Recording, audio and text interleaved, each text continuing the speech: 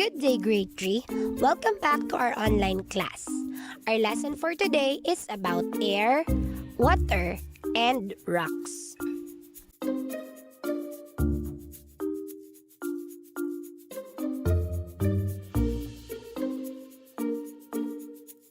This lesson, we're going to find out what are the importance and uses of air, what are the importance and sources of water, and last, what are the properties, classification, and uses of rocks?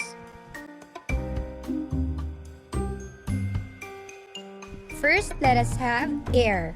Air is all around us. It surrounds things on the earth and fills up spaces. We cannot see air, but there are ways to tell that it exists. We can feel air when it is moving. We can also see things move as a result of air blowing at them. First, the air gently pushes against the flag when it blows.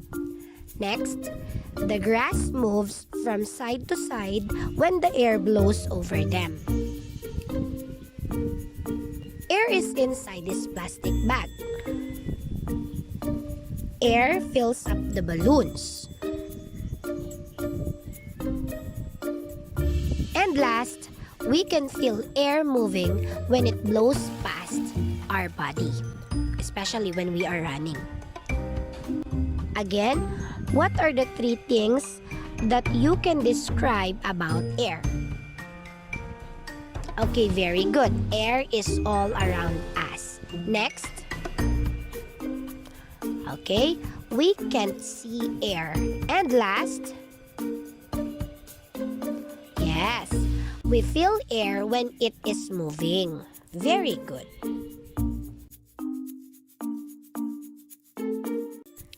Air is important to all living things. Living things need air to live. Here are examples of how living things need air. We take in air into our body by breathing. If we stop breathing, we will die.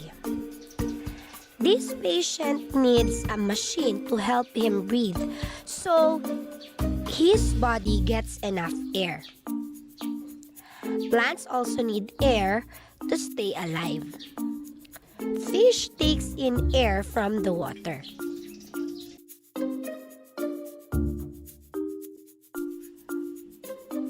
Plants also need air to make food.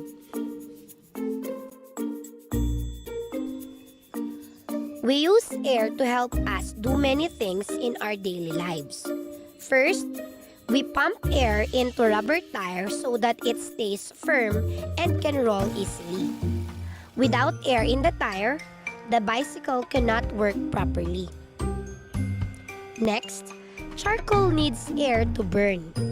We can fan the burning charcoal for it to get more air to burn. And last, air can help things to float on water. A swimming tube can help us to float on water when it is filled with air.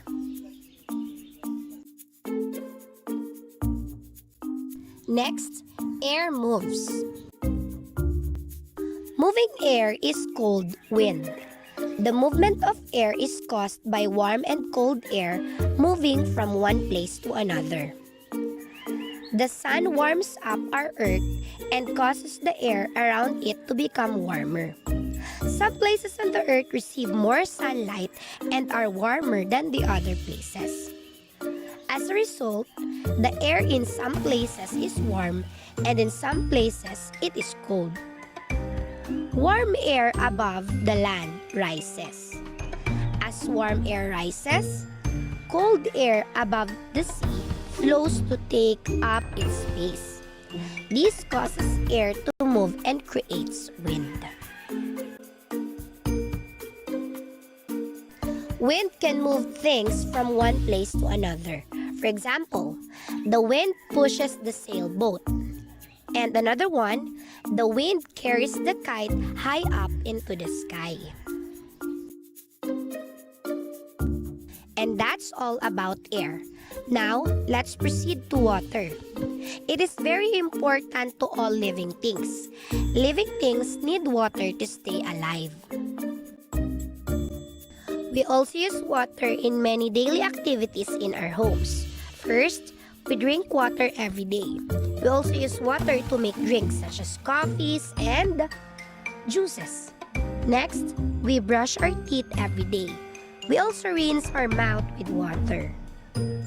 We use water for cooking. The washing machine uses water to wash clothes. We use water for washing dishes. And we also use water to bathe. We also use water to give our pets a bath.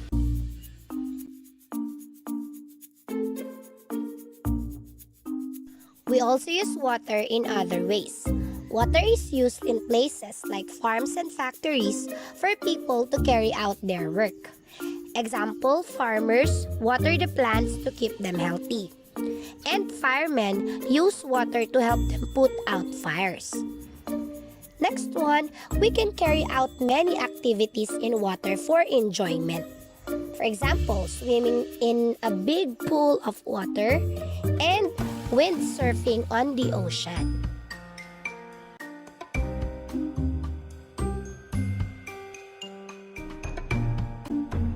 People use water directly from its source, so it is important to keep water clean in such places.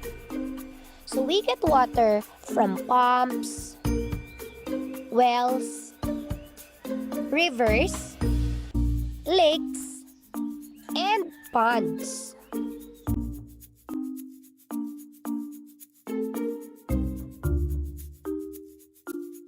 We use water in many ways. We also need water to keep us alive. However, the earth may not have enough water for all living things if we use it carelessly. We also have less water to use if it becomes dirty.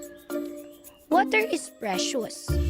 We must conserve water so that it lasts a long time. Conserving water is using water carefully and not wasting it. Help to conserve water by reducing, reusing, and recycling water.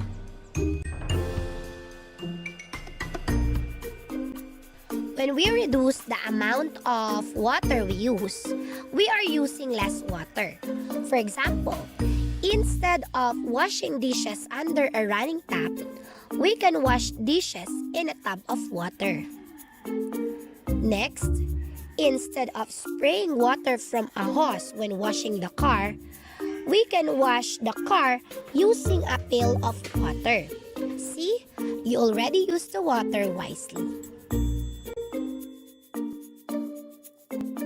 When we reuse water, we are using it again. For example, after washing vegetables or rice, we can collect the water and reuse it to water the plants. Next, after rinsing our clothes, we can reuse the water to flush or wash the toilet. Water can be treated and cleaned to be used again. In some countries, people recycle water so that it can be used again as clean water. Recycled water can even be used for drinking. And that's it for water. Now let's proceed to rocks. A rock is a natural solid material. It is made up of grains of one or more natural substances called minerals. There are many different types of rocks everywhere. We can find rocks under the ground that we are standing on, and we can also find rocks in these places, on hills, on beaches, near rivers and streams, and in fields. The properties of a rock that we can observe are color and texture. We can easily classify rocks according to these properties. Rocks come in different colors. We can classify rocks according to their colors. For example, this red rock, gray rock, and brown rock. We can also describe the texture of a rock by talking about the size, shape, and pattern of its grains. We can classify rocks according to the size of their grains.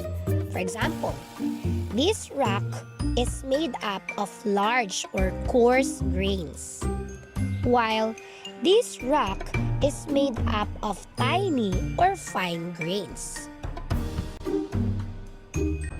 We can also classify rocks according to the shape of their grains. For example, this rock is made up of grains that are smooth and rounded, while this rock is made up of grains that are jagged. And last, we will classify rocks according to the pattern formed by their grains. For example, this rock is made up of grains that form a banded pattern, while this rock is made up of grains that form a swirling pattern. And last, this rock do not have a definite pattern. Like air and water, we also use rocks in many ways.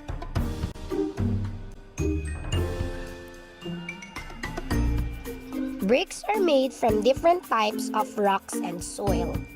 We use different bricks to build houses.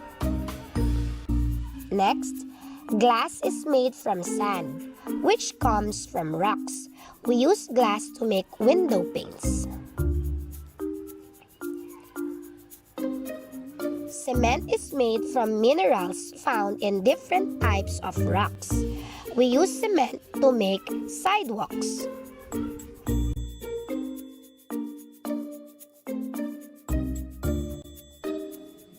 Porcelain is made from clay, which is made from rocks. We use porcelain to make plates and bowls. Pebbles are a type of rock. We use pebbles to decorate places. And last, clay comes from rocks. We use clay to make flower pots. And that's it about rocks. Again, let's have a review about the classification of rocks. Again, what are the two properties of rocks? We have color and texture. Very good. And what are the colors of the rocks in our examples? We have red. Very good. Next. Okay, gray and brown. Very good. How about texture? It is described by three. What are those? Okay, the size of grains. Next. Shape of grains. And last. Okay, very good. Pattern of grains. And what are the sizes of grains? Coarse and fine. Very good. How about the shapes? Yes, very good. We have rounded and jagged. And last, how about the pattern? Okay, banded, swirling, and okay, they have no definite pattern.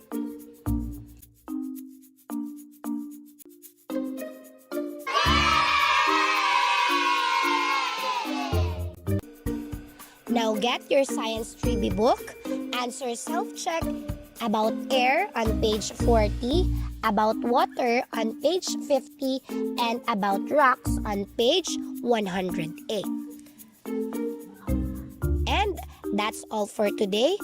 Again, this is Teacher Ivy. Thank you for watching and see you next week. God bless you and stay safe.